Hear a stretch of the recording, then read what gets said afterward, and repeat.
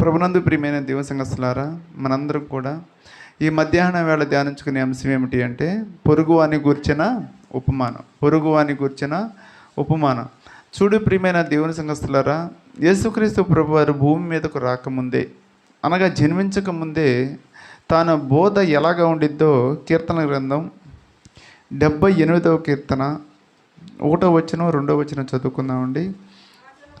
నా జనులారా, నా బోధకు చెవియొగ్గుడి, నా నోటి మాటలకు చెవియొగ్గుడి. నేను నోరు తెరిచి ఉపమానం చెప్పేదను.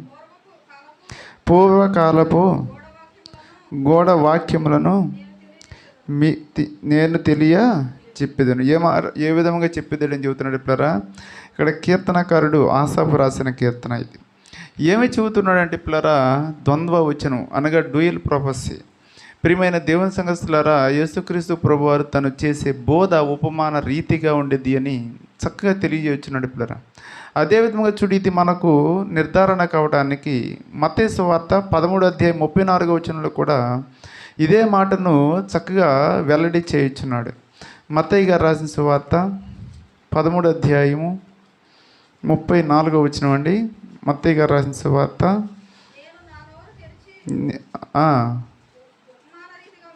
నేను నా నోరు తెరిచి ఉపమాన రీతిగా బోధించదనని యేసుక్రీస్తు ప్రభువారే స్వయంగా చెబుతూ ఉన్నాడు పిల్లరా. అనగా చూడు పిల్లరా, ఆయన బోధలు ఎలాగా ఉంటాయి అంటే ఉపమాన రీతిగా ఉన్నవి. అయితే ప్రియమైన దేవుని పిల్లలు, యేసుక్రీస్తు ప్రభువారు ఉపమానం అనేది కథ కాదు పిల్లరా.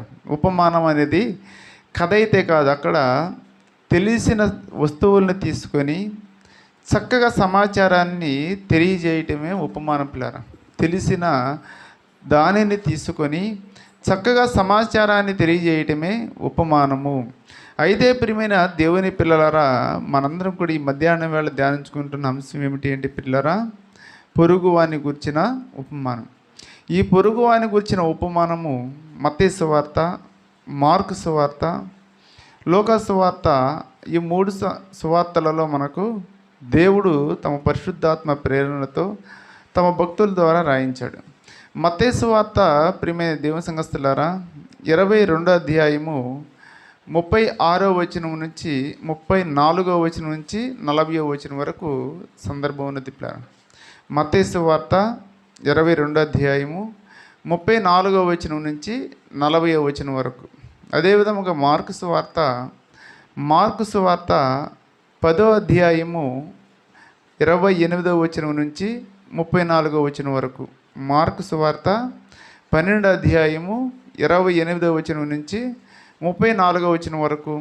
మరియు లూకా సువార్త 10వ అధ్యాయము 25వ వచనం నుంచి 37వ వచనం వరకు మనకు చక్కగా కనపడతాయి పిల్లలు.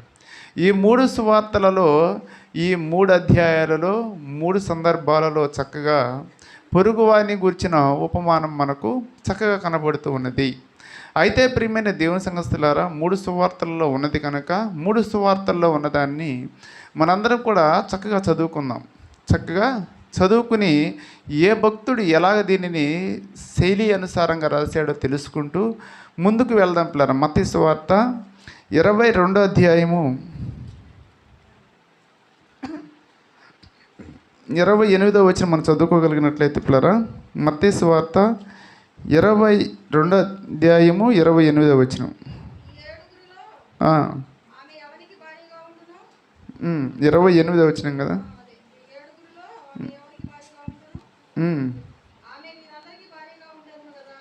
34వ వచనం. వారిలో ఒక ధర్మశాస్త్ర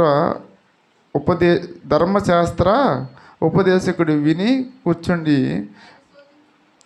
వారిలో ఒక ధర్మశాస్త్ర ఉపదేశుడు ఆయన శోధించచ్చు, బోధకుడు ధర్మశాస్త్రంలో ముఖ్యమైన ఆజ్ఞ ఏదని అడిగాను. అందుకైనా నీ పూర్ణ హృదయంతోనూ, నీ పూర్ణాత్మతోనూ, నీ పూర్ణ మనస్సుతోనూ నీ దేవుడైన ప్రభువును ప్రేమింపవలనదియే. ఇది ముఖ్యమైనదియు మొదటిదినైన ఆజ్ఞ. నిన్ను వలె నీ పొరుగు వారిని ప్రేమింపవలనని 2వ ఆజ్ఞ దాని వంటిదే. ఈ 2 ఆజ్ఞలు ధర్మశాస్త్రం అంతటికి ప్రవక్తలకును ఆధారమై ఉన్నవని అతనితో చెప్పెను. 28వ వచనంలో ఏమి చెబుతున్నా అంటే పిల్లరా, ఉపమానం వినేటప్పుడు చాలా జాగ్రత్తగా వినాలండి. ఏ ఒక్కటి మిస్ అయినా అర్థం కాదు. చూడు 34వ వచనంలో చూడు ఏమి చెబుతున్నాడు పిల్లరా. 34వ వచనములో సద్దుకయ్యులు నోరు మూయించనని పరిసయ్యులు విని కూడి వచ్చిరి. పరిసయ్యులు విని కూడి వచ్చారు పిల్లరా. ఎక్కడికి కూడి వచ్చారంటే యేసుక్రీస్తు ప్రభువారి దగ్గరకు కూడి వచ్చారు. సద్దుకయ్యుల నోరు ఎవరు మూయించారు పిల్లరా? సద్దుకయ్యుల నోరు ఎవరు మూయించారో మనకు అర్థం అవడానికి 23వ వచనం నుంచి చదువుకోవాలి. అసలు సద్దుకయ్యుల నోరు మూయించింది ఎవరు, ఎలాగ మూయించారు, ఆ మూయించిన దానిని బట్టి ఈ ధర్మశాస్త్రోపదేశకుడు యేసుక్రీస్తు ప్రభువారి దగ్గరకు వచ్చి అడిగిన సందర్భం ఏమిటి అంటే, ఇది అయ్యా నీవు గొప్పవాడేమని మేము వినుచున్నామని ఈ యొక్క పొరుగువాని గురించిన ఉపమానాన్ని అడిగాడు. అడగడానికి గల కారణం ఏమిటి అంటే పిల్లరా, ఈ యొక్క పరిసయ్యులలో ఒకడు సద్దుకయ్యుల నోరు మూయించినని విన్నాడు. ఏమని విన్నాడు, ఎలాగ సద్దుకయ్యుల నోరు మూయించారు, ఎవరు మూయించారో తెలుసుకుంటే మనకు ఈ ఉపమానము ఇక్కడ చాలా తేలికగా మనకు అర్థం అవడానికి వీలైద్ది పిల్లరా. అసలు ఎవరి నోరు మూయించాడు, అసలు ఎందుకు వచ్చాడో తెలియాలి అంటే సద్దుకయ్యుల నోరు మూయించింది ఎవరు, అసలు ఆ సందర్భం ఏందో మనకు తెలియాలి.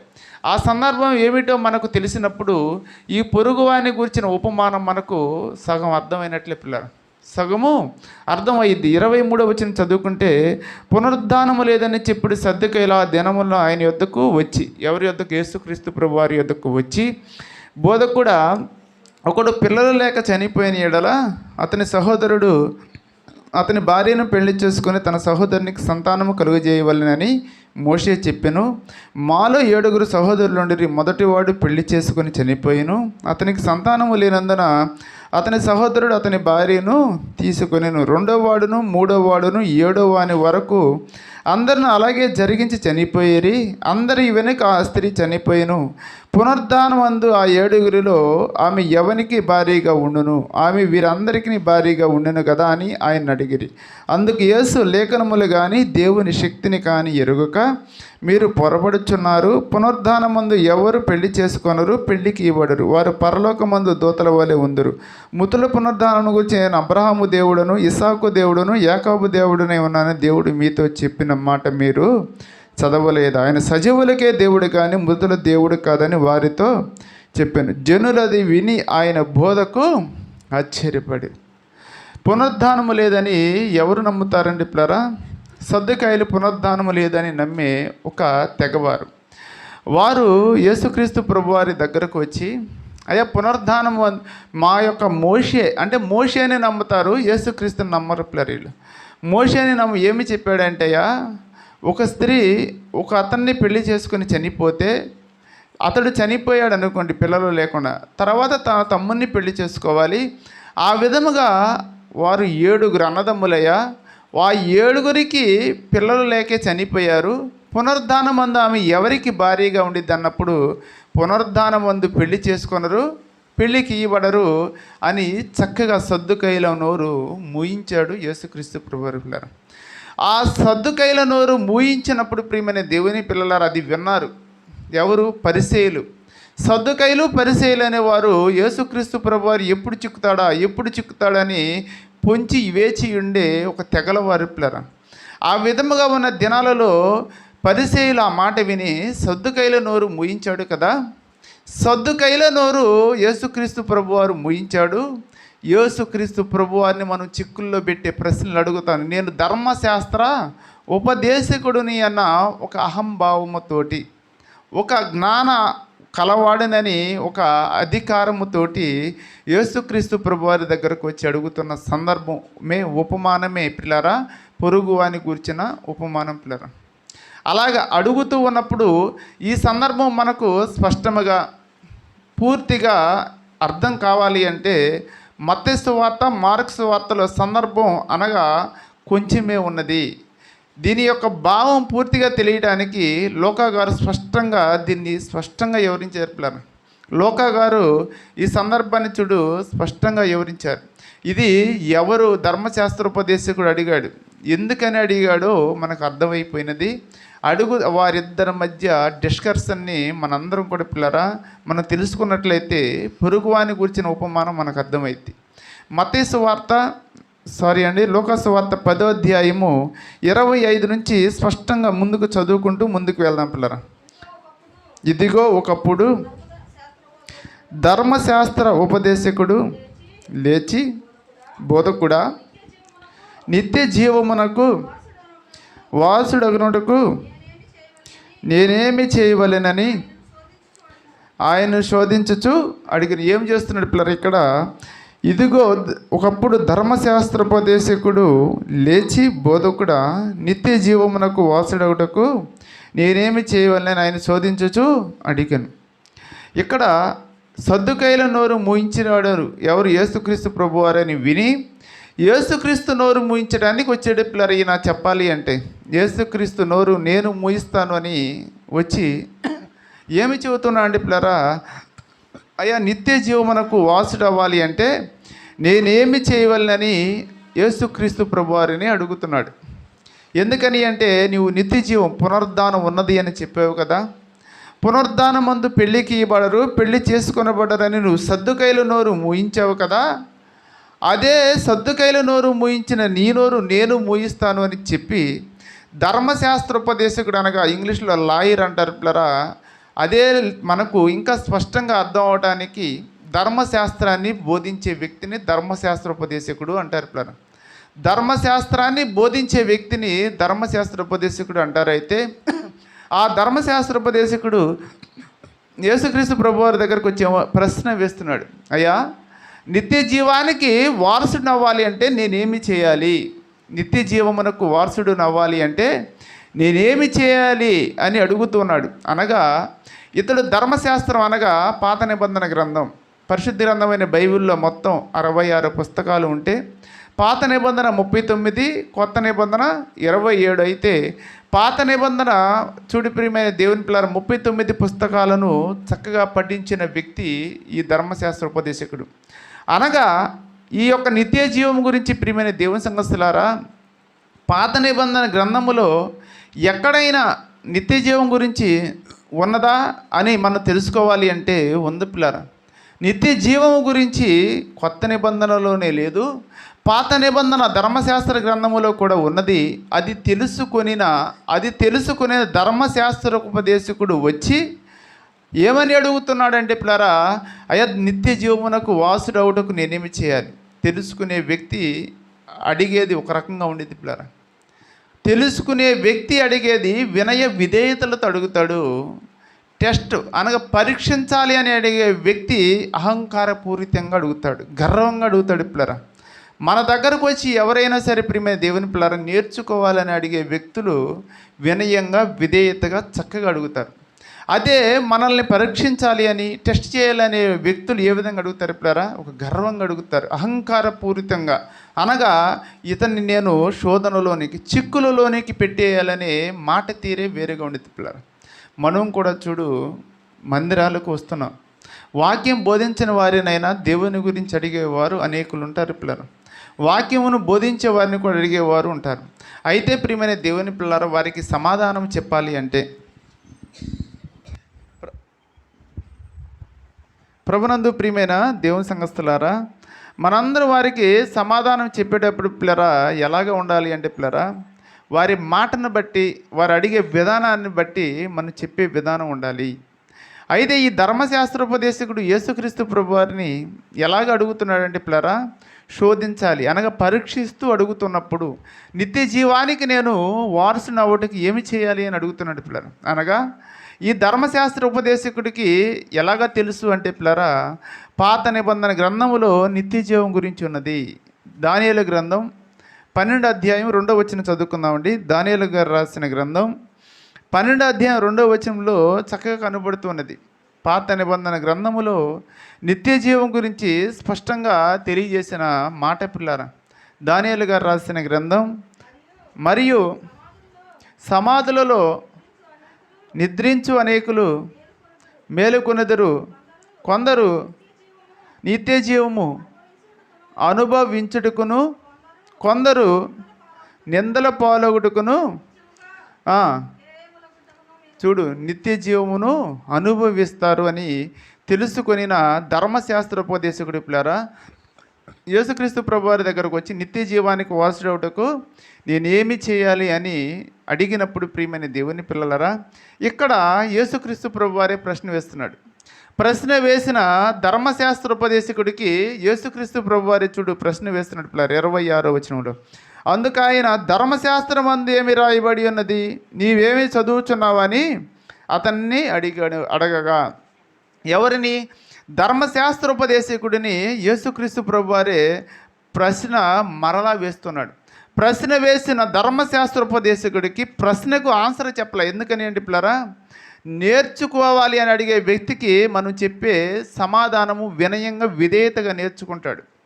అదే చూడు మనల్ని పరీక్షించాలనే వ్యక్తి ఎవరైనా సరే మనల్ని ఒక ప్రశ్న అడిగినప్పుడు మనం ప్రశ్న వేసి వారి నోటి నుంచే సమాధానాన్ని రాబట్టాలి అనే ఒక యేసుక్రీస్తు ప్రభువారు చక్కని సలహానిస్తున్నాడు పిల్లలు. ఎవరికైనా మనల్ని పరీక్షించాలనే వారికి మనం ప్రశ్న వేసి ఆన్సర్ రాబట్టాలి అని చూడు పిల్లరా ఒక చక్కని సమాధానమును సలహాని ఇస్తున్న విధానం సందర్భం పిల్లరా. అనగా ప్రియమైన దేవుని సంఘస్థులారా ధర్మశాస్త్ర ఉపదేశకుడు వచ్చి చూడు అయ్యా నిత్య జీవానికి నేను వారసుడిని అవ్వాలి అంటే నేనేమి చేయాలి అని అడిగాడు పిల్లరా. అప్పుడు ప్రశ్నకు సమాధానం చెప్పవలసిన యేసుక్రీస్తు ప్రభువారు చూడు ప్రశ్నకు సమాధానం చెప్పకుండా మరలా ప్రశ్న వేస్తున్నాడు. ఏమై వేస్తున్నాడంటే అయ్యా నువ్వు ధర్మశాస్త్ర ఉపదేశకుడు కదా, నీకంతా తెలుసు. ఎందుకని అంటే ధర్మశాస్త్రాన్ని బోధిస్తున్నావు అంటే నీకు ధర్మశాస్త్రం గురించి తెలుసు. ఆ ధర్మశాస్త్రం అందు ఏమి రాయబడి ఉన్నది అని ధర్మశాస్త్ర ఉపదేశకుడిని అడుగుతున్నాడు పిల్లరా. ధర్మశాస్త్ర ఉపదేశకుడిని అడుగుతున్నప్పుడు ప్రియమైన దేవుని పిల్లలారా ధర్మశాస్త్ర ఉపదేశకుడు అప్పుడు సమాధానం చెబుతూ ఉన్నాడు. అనగా ఆయన నిత్య జీవానికి వారసుడు అవ్వడానికి సమాధానం కూడా ధర్మశాస్త్రోపదేశకుడే చెప్పవలసిన అవసరత సందర్భం కలిగింది పిల్లరా. 27వ వచనం అతడు నీ దేవుడైన ప్రభువును నీ పూర్ణ హృదయముతోనూ నీ పూర్ణ మనసుతోనూ నీ పూర్ణ శక్తితోనూ నీ పూర్ణ వివేకముతోనూ ప్రేమింపవలెను. చూడు ఏమి చెబుతున్నాడు పిల్లరాయ ధర్మశాస్త్రం అందు ఏమి రాయబడి ఉన్నది అంటే నిత్య జీవానికి వారసులు అవ్వాలి అంటే నీ దేవుడైన ఈ ప్రభువుని నీ పూర్ణ హృదయంతోనూ నీ పూర్ణ మనసుతోనూ నీ పూర్ణ శక్తితోనూ నీ పూర్ణ వివేకముతోనూ ప్రేమించాలి అని చెప్పాడు. తర్వాత కూడా చూడు మరి ఒకటి రాయబడి ఉన్నదని నిన్ను వలె నీ పొరుగు వారిని ప్రేమింపవలనని రాయబడి ఉన్నదని చెప్పాను. చూడు ప్రియమైన దేవుని సంఘస్థులారా ఈ ధర్మశాస్త్రోపదేశకుడు ఏమి చెబుతున్నాడు? అయ్యా మన దేవుడిని పూర్ణ హృదయంతో పూర్ణ మనసుతో పూర్ణ వివేకంతో ప్రేమించాలి, తర్వాత నిన్ను వలె నీ పొరుగువారిని ప్రేమించాలి అని ధర్మశాస్త్రం చెప్పిందయ్యా. అదే అప్పుడే నిత్య జీవానికి వారసుడు అవుతామని యేసుక్రీస్తు ప్రభు వారికి చెబుతున్నాడు పిల్లలు. ద్వితీయోపదేశకాండం 6వ అధ్యాయం 5వ వచనంలో చక్కగా చెబుతున్నాడు నీ దేవుడే యెహోవాను పూర్ణ హృదయముతోనూ పూర్ణ మనసుతో పూర్ణ వివేకముతో నీవు సేవించాలి అని చూతాడు పిల్లరా. చదవనండి ద్వితీయోపదేశకాండం 6వ అధ్యాయము 5వ వచనం చదవగలిగినట్లయితే నీ పూర్ణ హృదయముతోనూ నీ పూర్ణ ఆత్మతోనూ నీ పూర్ణ శక్తితోనూ నీ దేవుడైన యెహోవాను ప్రేమించవాలి. ఇదంతా ధర్మశాస్త్ర ఉపదేశకుడు చదివాడే కనుక ధర్మశాస్త్ర ఉపదేశకుడికి తెలిసినది చెప్పాడు. అదేవిధంగా చూడు ధర్మశాస్త్ర పాత నిబంధన గ్రంథంలో చూడు నిన్ను వలె నీ పొరుగు వారిని ప్రేమించాలి అని ఎక్కడ రాయబడి ఉంది అంటే పిల్లరా లేవియా కాండము 19వ అధ్యాయం 18వ వచనంలో చక్కగా దేవుడు రాయించి మన ముందు ఉంచాడు పిల్లరా. లేవియా కాండము 19వ అధ్యాయము 18వ వచనం చదువుకోగలిగినట్లయితే పిల్లరా లేవియా కాండం 19వ అధ్యాయము 18వ వచనం అండి. కీడుకు ప్రతి కీడు చేయకూడదు, నిన్ను వలె నీ పొరుగు వారిని ప్రేమించవలెను. ఈ ఆజ్ఞలు ధర్మశాస్త్రోపదేశకుడు నేర్చుకున్నాడు పిల్లరా, తెలుసుకున్నాడు, తెలుసుకున్న ధర్మశాస్త్ర ఉపదేశకుడు ఏమి చెబుతున్నాడంటే ధర్మశాస్త్రంలో ఇది రాయబడి ఉన్నది, ఈ విధంగా రాయబడి ఉన్నదని సమాధానాన్ని చెప్పినప్పుడు పిల్లరా అప్పుడు యేసుక్రీస్తు ప్రభువారు అప్పుడు మాట్లాడుతున్నాడు. ఏమని మాట్లాడుతున్నాడు అంటే పిల్లరా 28వ వచనం అండి. లోకాసు వార్త 10వ అధ్యాయం 28వ వచనం మనం చదువుకోగలిగినట్లయితే అందుకనే నీవు సరిగా ఉత్తరం ఇచ్చితివి అలాగ చేయము అప్పుడు జీవించదు అని అతనితో చెప్పాను. ఏం చెబుతున్నాడు పిల్లరా? నువ్వు చెప్పినది మంచిదేనయ్యా, నీవు నిత్య జీవానికి వారసుడు అవ్వాలి అంటే నీ పూర్ణ హృదయముతో, పూర్ణ వివేకముతో, పూర్ణ మనస్సుతో నీ దేవుని సేవించాలి. రెండవది, నిన్ను వలె నీ పొరుగు వారిని ప్రేమించాలి. నువ్వు చెప్పినది సరిగానే ఉన్నది, నువ్వు అలాగ చేయి, నువ్వు జీవించదు. అనగా దేవుడు మాటలు అనుసారంగా బ్రతకటమే జీవించడం పిల్లరా.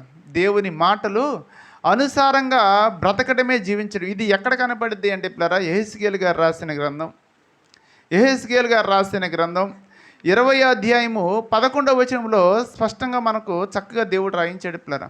యెహెజ్కేలు గారు రాసిన గ్రంథం 20వ అధ్యాయం 11వ వచనం మనం చదువుకోగలిగినట్లయితే, ప్రియమైన దేవుని పిల్లలారా, మరియు నేను చదువుతానండి. 20వ అధ్యాయము 11వ వచనం, వారికి నా కట్టడలను నియమించి నా విధులను వారికి తెలియజేసి తిని, ఎవడైనా వాటిని అనుసరించిన ఎడల వాటిని బట్టి బ్రతుకును. చూడు పిల్లరా, మనందరం కూడా బ్రతకాలి అనగా నిత్య జీవానికి వాసులు అవ్వాలి అంటే ఈ సందర్భంలో చూడు, ధర్మశాస్త్ర ఉపదేశకుడికి ఏమి చెప్పాడు అంటే యేసుక్రీస్తు ప్రభువారు, నువ్వు సరిగానే ఉత్తరం ఇచ్చేవయ్యా, వాటిని బట్టి నువ్వు బ్రతుకుతావు అంటే ఈ రెండింటిని బట్టి కాకుండా మనందరికీ చూడు పరిశుద్ధ గ్రంథమైన బైబిల్ ఇచ్చాడు పిల్లలు. ఆ బైబిల్లో వేటినైతే రాయించి దేవుడు మన ముందుంచాడు వాటన్నిటినీ గైకొని బ్రతకటమే మన బ్రతుకుకి అనగా నిత్య జీవానికి ఒక ఆయుధములా ఉపయోగపడుతూ ఉన్నది. అనగా మనందరం కూడా నిత్య జీవానికి వారసులు అవ్వాలి అంటే పరిశుద్ధ గ్రంథమైన బైబిల్లో ఏవైతే దేవుడు రాయించాడో వాటి అనుసారంగా జీవించాలి. అయితే చూడు ప్రియమైన దేవుని పిల్లలరా, ఇక్కడ దేవుడు చెప్పినప్పుడు ధర్మశాస్త్రోపదేశకుడు వెళ్ళిపోవాలి కదా.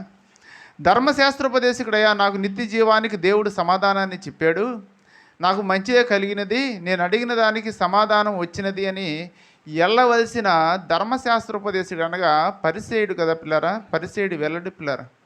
పరిసేయుడు అనగా వేషధారి అనగా జనాలందరిలో నా తలకాయ ఎగపడాలి, నేనే గొప్పవాడిగా ఉండాలి, నేనే అందరికంటే ప్రాముఖ్యుడినై ఉండాలి, దేవుడి కంటే కూడా గొప్పవాడిలా అనిపించుకోవాలనే మనస్తత్వం కలిగిన వారు పరిసేయులు పిల్లరు.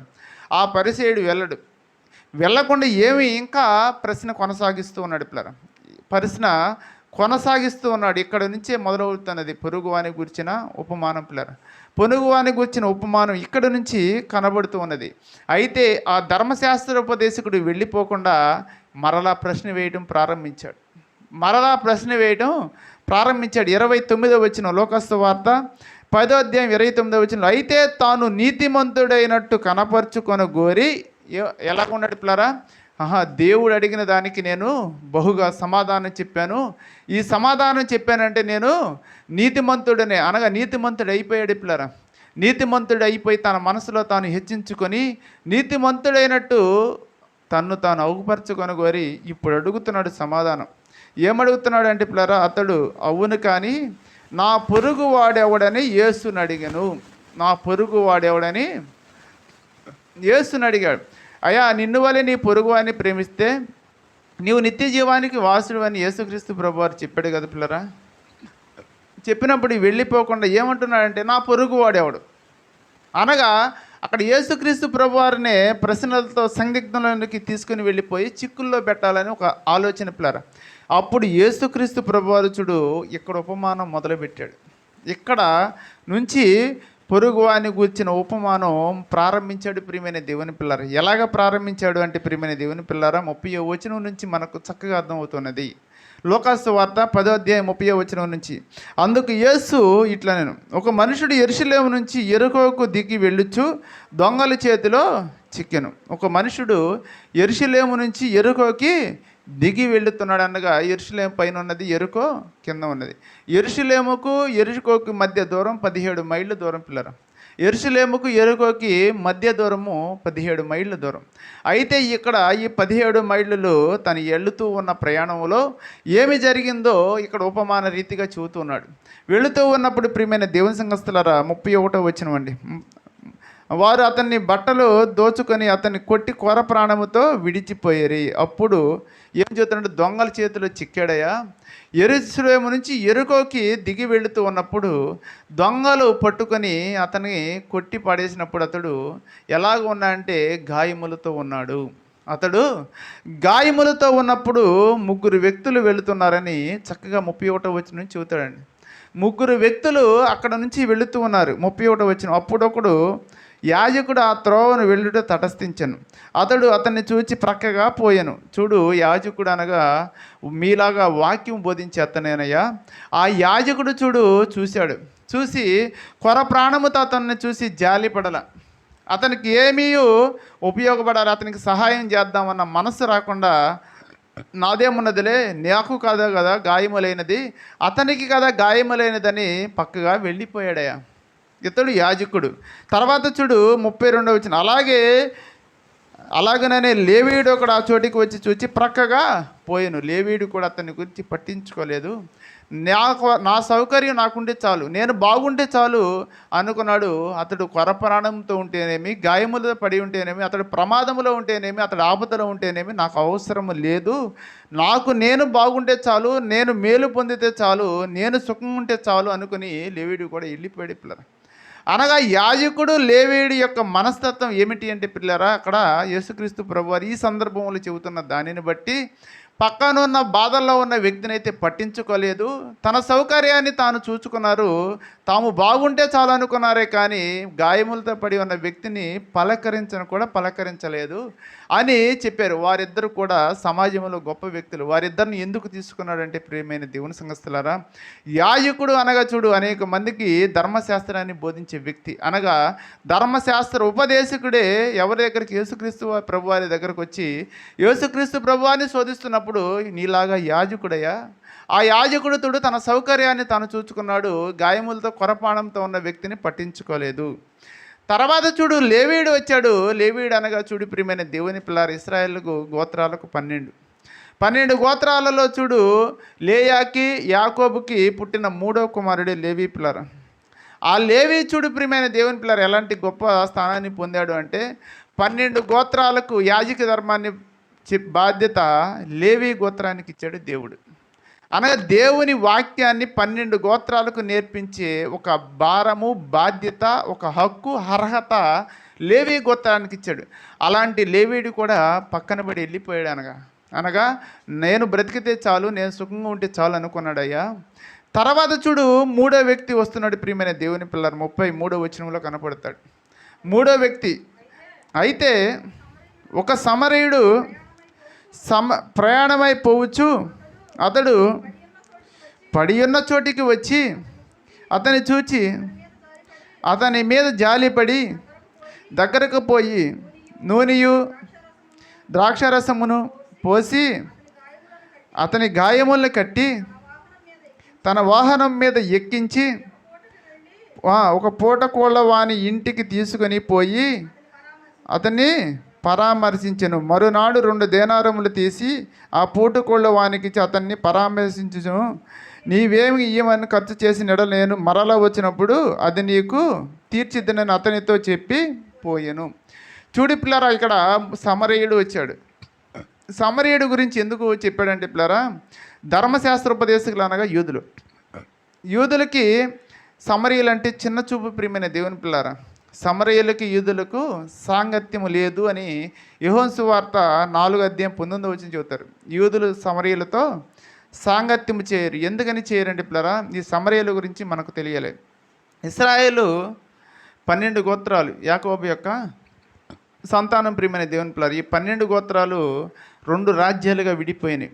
ఇశ్రాయేలు రాజ్యం, యోధా రాజ్యం. ఉత్తర రాజ్యం 10 గోత్రాలేమో ఇశ్రాయేలు రాజ్యం. దక్షిణ రాజ్యం యోధా గోత్రం, బెన్యామీను గోత్రం 2 కలిసి యోధా రాజ్యంగా విడిపోతే ఇశ్రాయేల్ రాజ్యానికి రాజధాని షోమ్రోను పట్టణం పిల్లలు. ఇశ్రాయేల్ రాజ్యానికి రాజధాని షోమ్రోను పట్టణం.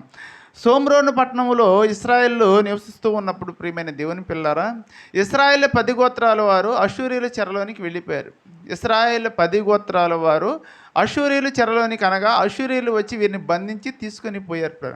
అష్షూరీయులు వచ్చి వీరిని బంధించి తీసుకొని వెళ్ళే క్రమములో ప్రియమైన దేవుని పిల్లలారా, ఈ షోమ్రోను పట్టణములో ముసలివారిని, పేదవారిని, ఏదైనా కుంటి వారిని విడిచిపెట్టి అక్కడే వెళ్ళిపోయారు పిల్లరా. వెళ్ళిపోయినప్పుడు ప్రియమైన దేవుని పిల్లరా, ఇక్కడ ఇశ్రాయేల్ 10 గోత్రాల వారు కొంతమంది ఉన్నారు షోమ్రోన్లో 10 మంది ఉంటే ప్రియమైన దేవుని సంఘస్థులారా, వీరి దగ్గరకు అష్షూరీయులు ఏం చేశారంటే పిల్లరా, వారి దేశం నుంచి కొంతమందిని తీసుకుని వచ్చి ఈ షోమ్రోను పట్టణంలో విడిచిపెట్టడం జరిగింది. అనగా ఈ యొక్క షోమ్రోను పట్టణమునకు అష్షూరీయులు తీసుకొచ్చిన వారేమో అన్యులు. ఈ షోమ్రోను పట్టణంలో ఇశ్రాయేలు 10 గోత్రాలు వారు ఎలాగ ఉన్నారు, దేవుని యొక్క పిల్లలై ఉన్నారు. అప్పుడు ఏమి జరిగింది అంటే ప్రియమైన దేవుని పిల్ల, ఇశ్రాయేలు 10 గోత్రాల ప్రజలు ఈ షోమ్రోను పట్టణమునకు తీసుకొని వచ్చిన అష్షూరీయులు ప్రజలు ఎలాగ జరిగిందంటే, వివాహాలు ఒకరి పిల్లలను ఒకరు చేసుకొని వివాహాలు జరిగి వారికి పిల్లలు పుట్టారు. ఆ పిల్లలే సమరీయులు పిల్లలు. ఆ పిల్లలే సమరీయులు. అయితే ఆ సమరీయులు చిన్న చూపు చూస్తారు యూదులు. ఎందుకని అంటే పిల్లరా, వీరు సగం యూదులని వీరికి పేరుంది పిల్లరా. సగం యూదులే సమరీయులు. అనగా అన్యులకు ఇశ్రాయేళ్లకు పుట్టిన జనాంగాన్ని సగం యూదులుగా పిలుస్తుంటే వారిని మేము చిన్న చూపు చూసేవారిగా ఉన్నప్పుడు, ఇక్కడ సమరీయుడు గురించి చెబుతున్నాడు యేసుక్రీస్తు ప్రభువారు. ఎలాగ చెబుతున్నాడు అంటే పిల్లరా, యాజకుడు గొప్పవాడు సమాజంలో, లేవీయుడు మరీ గొప్పవాడు పిల్లరా. లేవీయుడు మరీ గొప్పవాడైతే వీరిద్దరూ కూడా చూడు కొర ప్రాణముతో ఉన్నవాడిని పట్టించుకోలేదయ్యా. బాధలో ఉన్న వారిని చేరదీయలేదు, కష్టాలలో ఉన్నవారి కష్టాలు ఆదరియలేదు. బస్ మీరు చిన్న చూపు చూస్తున్నాడే, మీరు చిన్నగా చూస్తున్నారే. ఆ సమరీయుడు చూడు అతన్ని తీసుకొని వెళ్ళి ఒక పూటకూళ్ళు వాని ఇంటి దగ్గర పెట్టి వానిని పరామర్శించి తన ధనాన్ని 2 దేనారములు, అనగా దేనారము వచ్చి ₹1 2 దేనారములు రూపాయి. ఆ రోజుల్లో గొప్పది పిల్లరా. అలాగ చేసి ప్రియమైన దేవుని సంఘస్థులారా, ఇలాగ జాలి గల మనసు కలిగాడయ్యా. అప్పుడు ఈ ముగ్గురు గురించి చెప్పి ఎవరు పొరుగువాడని చక్కగా కింద ప్రశ్న అడుగుతున్నాడు పిల్లరా. కింద 36వ వచనంలో అడుగుతున్నాడు, కాగా దొంగల చేతులు చిక్కిన వానికి ఈ ముగ్గురిలో ఎవడు పొరుగువాడని నీకు తోచుచున్నదని యేసు అడగగా అతని మీద జాలి పడిన వాడే అని చెప్పాడు పిల్లలు. అతని మీద జాలి పడిన వాడే. చూడు ప్రియమైన దేవుని సంఘస్థులారా, అతని మీద జాలి పడిన వాడే పొరుగువాడు అని చెప్పాడు. అనగా సమరీయుడని చెప్పడానికి ఇష్టపడలేదు ప్రియమైన దేవుని పిల్లరా. అలాగ చూడు ప్రియమైన దేవుని పిల్లరా, జాలి పడిన వాడే ఎవరండి? పొరుగువాడు. మనకు కూడా చూడు ప్రియమైన దేవుని సంఘస్థులారా, ఒక ఆలోచన రావచ్చు, నిన్ను వలె నీ పొరుగు అని ప్రేమించన్నప్పుడు యేసుక్రీస్తు ప్రభువారు పొరుగు వాడు ఎవడని ధర్మశాస్త్ర ఉపదేశకుడు అడిగినప్పుడు, నీ పక్కింటి వాడు, నీ పక్క ఊరు వాడు, లేకపోతే నీ పక్క రాజ్యం వాడని చెప్పినప్పుడు, మరి నాకు ఎదురుగా ఉన్నవాడు ఎవడు, లేకపోతే ఇంకొకరు ఎవరు అని అడగవచ్చు. పొరుగువారు ఎవరు అంటే మన పక్కింటి వారు, మన ఎదురింటి వారు. ప్రియమైన దేవుని సంఘస్థులారా, మన పక్కన ఉన్నవారు కాదండి.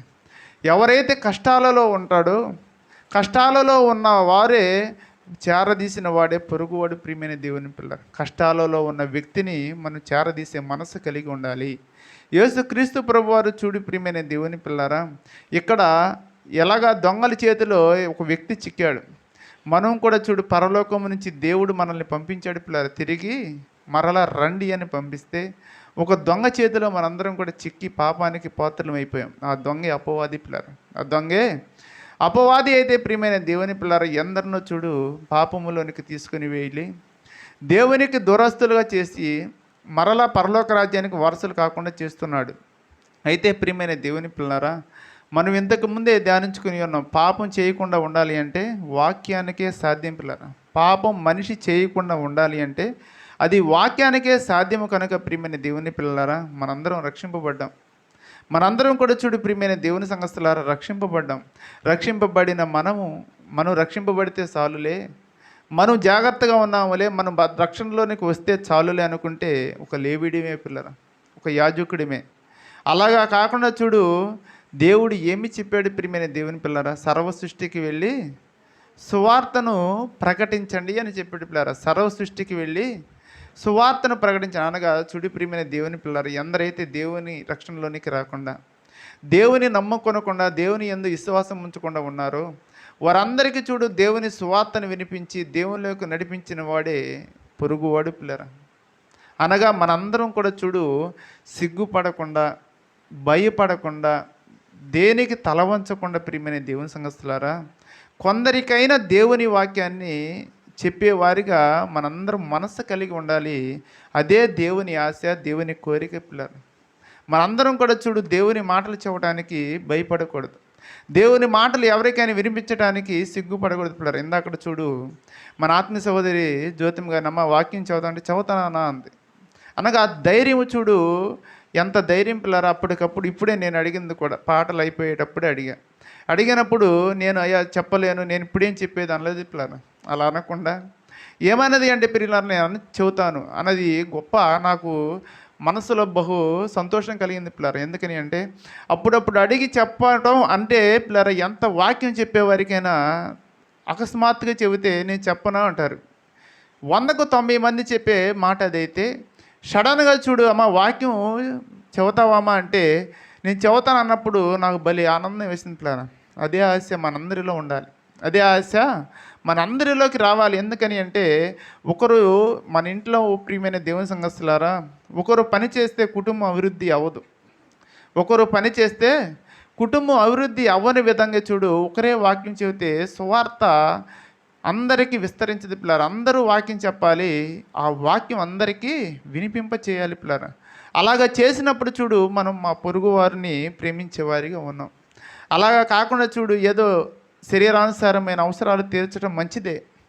దానికంటే చూడు దేవుడి విలువైనది ఏం చెబుతున్నాడంటే రక్షణలోనికి రావాలి ప్రతి ఒక్కరు కూడా చూడు ఏం చెబుతున్నారు పిల్లలు, అందరూ మారు మనసు పొంది నిత్య జీవం పొందుటియే దేవుని చిత్తం అంటున్నాడు పిల్ల. ఎక్కడ చెబుతున్నాడు పిల్లరా? యోహాను సువార్త మనందరం కూడా మన దగ్గర ఉన్న పరిశుద్ధ గ్రంథమైన బైబిల్ తెరిచి, యోహాను సువార్త మనందరం కూడా మన దగ్గర ఉన్న పరిశుద్ధ గ్రంథమైన బైబిల్ తెరిచి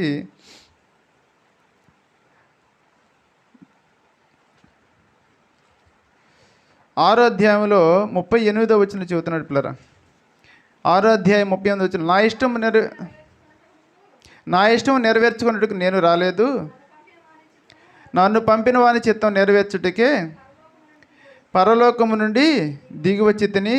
40వ వచనంలో చూస్తున్నాను. 40లో కుమారుని చూచి ఆయన విశ్వాసం ఉంచు ప్రతివాడును నిత్య జీవం పొందుటయే నా తండ్రి చిత్తము, అంత్య దినమున నేను వానిని లేపుదును అని చెబుతున్నాడు పిల్లరా. అనగా చూడు ప్రతి ఒక్కరు కూడా నిత్య జీవం పొందాలి అన్నది తండ్రి చిత్తం. ఆ తండ్రి చిత్తం అయితే మనందరం కూడా చూడు ఒక పాత్రలా ఉపయోగపడే వారిగా ఉండాలి పిల్లరా. అంతేకాని మనం దేవుని మాటలు చెప్పడానికి ఎక్కడ కూడా సిగ్గుపడకూడదు పిల్లరా, భయపడకూడదు.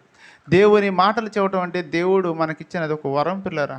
మనందరం కూడా చూడు ప్రియమైన దేవుని పిల్లరా, పొరుగువాని గూర్చిన ఉపమానములో దేవుడు చెబుతున్న గొప్ప మాట ఏమిటి అంటే పిల్లరా, నీ పొరుగువాడు ఎవరు అంటే నీ పక్కనున్న వాడిని నువ్వు రక్షించటమే నువ్వు పొరుగువాడిని ప్రేమించటం. అలా రక్షించడంలో శరీరానుసారమైన ఈ లోక అవసరతలు తీర్చడం మంచిదే. దానికంటే ప్రాముఖ్యమైనది ఏమిటి అంటే దేవుని చిత్తం గుర్తిరగాలయ్యా. దేవుని చిత్తం ఏమిటి అంటే ప్రతి ఒక్కరు కూడా నిత్య జీవానికి వారసులు అవ్వాలి అంటే కుమారుని యందు విశ్వాసం ఉంచాలి. విశ్వాసం దేని వలన వస్తుంది పిల్లరా? దేవుని గురించిన క్రీస్తుని గురించిన మాట వినుట వలన విశ్వాసం వస్తున్నది. ఆ వినడాలి అంటే మీరు వినిపించేవారిగా ఉండాలి. వినే వ్యక్తి వినాలి అంటే వినిపించే వ్యక్తి కూడా ఉండాలి పిల్లలు. అనగా మనం నేర్చుకోవాలి. మనందరం కూడా చూడు దేవుని మాటలు అనేక చోట్ల వివరించాలి. మనం చూడు ఇక్కడ చెప్పడమే దేవుని వాక్యం కాదు పిల్లరా, మనం చేసే పని దగ్గర, మనం ఎక్కడైనా సరే ఏదైనా పనుల్లో మన బంధువుల దగ్గర, మన స్నేహితుల దగ్గర చూడు పిల్లరా దేవుని మాటలు వారితో పంచుకొని చెప్పినప్పుడు వారు మారితే మన యొక్క పరలోకమందు మనం ధనమును కూర్చుకున్న వారమే, సంపాదించుకున్న వారమే పిల్లలు. కాబట్టి చూడు ప్రియమైన దేవుని పిల్లరా, పొరుగు వాని గురించిన ఉపమానంలో దేవుడు చెబుతున్న నీతి ఏమిటి అంటే నీ పక్క వాణిని రక్షించే మనస్సు మనందరికీ ఉండాలి. అలాంటి మనస్సు కలిగి మనందరం జీవించేవారిగా సిద్ధపడదాం పిల్లరా. ఈ కొద్ది మాటలు దేవుడు దీవించును గాక.